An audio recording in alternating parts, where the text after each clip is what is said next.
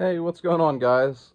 I told you I'd do an update video after I blued that Winchester Model 12 that I did those couple videos on polishing. So here we are, and I thought it would be a good time to introduce you to an excellent book by Bob Brownell.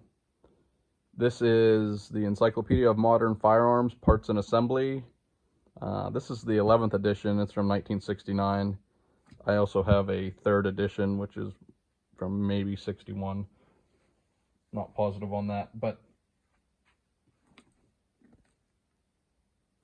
I thought now would be a good time to introduce this book just because I've actually already used it in reassembly of this firearm. It's been a month or more since I disassembled it. I take good pictures to make sure I know where parts go, but sometimes my pictures don't show me exactly how a spring was positioned or a different part, so this book can be very helpful with that. This was actually George Bowles, which was another gunsmith that my grandfather had bought out. As you can see, he's got other articles and stuff in the front. This one might be something I might want to read. Boring a rifle chamber rather than reaming. Says if you have a good lathe, chambering a barrel does not require a reamer. Sounds interesting. We'll check it out sometime, but that's not why we're here right now. So what we're going to do first is go to the index. This book's a little hard to navigate, but I have marked out where I want to be for this video. If you go in the back under Winchester, the spines on this is starting to break, so I'm going to pull the camera out of the holder to show you guys this stuff up close. So you go into the index, and under Model 12, they have several different page numbers listed. 875 is probably where the disassembly instructions start.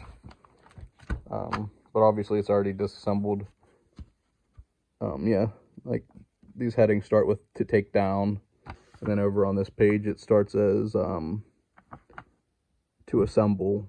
So if you have your gun apart already, you obviously want to go to the assembly instructions, and it gives you very detailed descriptions and images, which became quite helpful for me.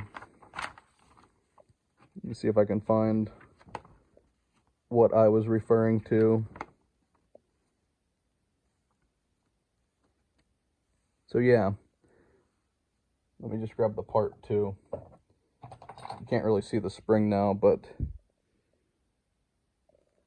get this to focus. You can see the top leg of this spring right here. That is on the action slide lock. See it better here. See how it kind of does like a Y. I had that in place, and then I wasn't exactly sure how this how the hammer set down in. There's like a little bit of a lug on it, and you can see right here it says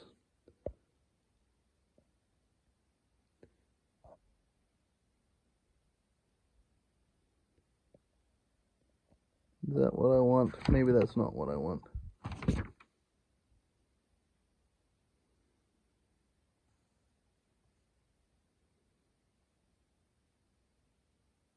Yeah, okay, it's over here. My bad.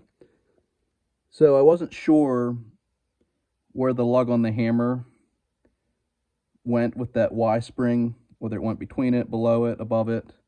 And right here it says, with right hand insert the hammer so that the lower lug on the hammer is between the action slide lock springs. So right there answered my question. It goes in between the two springs.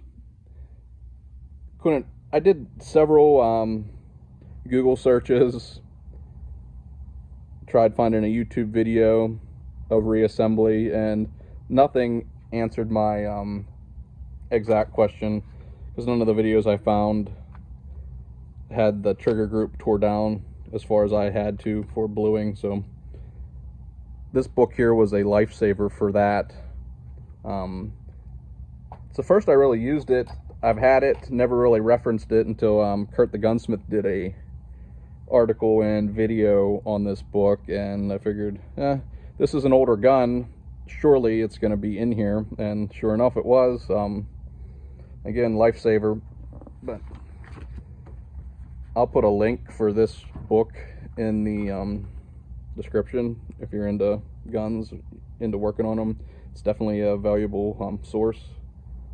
But we're going to continue on here to a little follow-up video on the bluing. I already had this out. Turned out nice. It's all fingerprinted up now for me touching the stuff. And there's the receiver. And let me grab the barrel real quick. It came out really nice. And here we are with the barrel. This barrel has like a 10-inch extension on it. If you can see closely here, there's a line. Prior to bluing, it was a completely different color, so I could tell it was added on later. But whoever did it re-tapped it for the front sight. Never shot the thing. I'm not sure how it patterns or anything like that, but it's an old gun needing some fresh bluing on it. So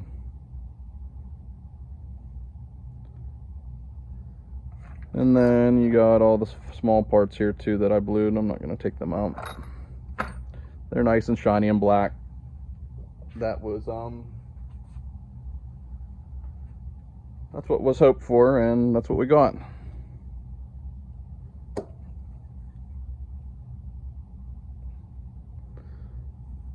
So like I said before I got cut off in the first section of this video, I will put a link in the description for the Encyclopedia, and then I'll also throw in some description notes on the stuff I used for bluing, just in case you are just tuning in now and you didn't watch my previous videos on the prep work and on the bluing process itself. So anyways, hey, thanks for watching, guys. Any comments, questions, leave them below. Thanks.